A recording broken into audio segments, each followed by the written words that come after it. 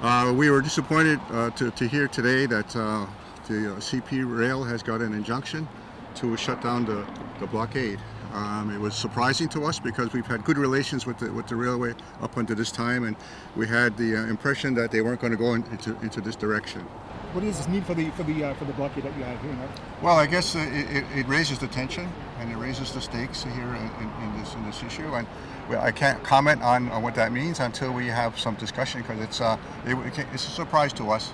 So we have to evaluate the injunction. We're going to read it. We're going to see what it means, and we want to find out who's going to enforce the injunction and when.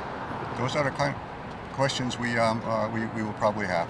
It puts us in the same situation that Kahnawake was in before, and so we have to see if then will lead to any kind of issue in the future.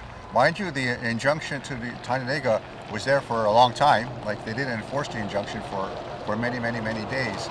So it doesn't mean that there'll be any kind of intervention right away. It might take some time. We're hoping that the Sûreté de Quebec does not want to move in to Kahnawake. I think that's wise of them to do that, and maybe there might be some other ways of having some negotiations. But we're certainly not happy about it, and we're certainly not going to take.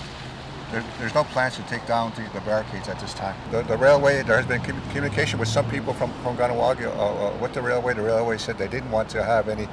They intend to make an intervention. They were hoping that sooner or later that the whole issue will fade away and the blockades would come down.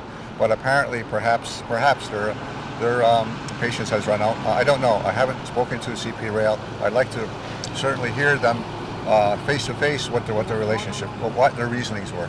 There's the peacekeepers have jurisdiction on this territory.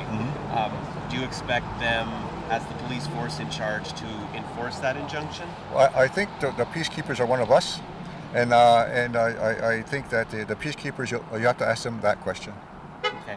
And just the Premier today said he does respect the fact that this is Indigenous land, but the blockades do have to come down.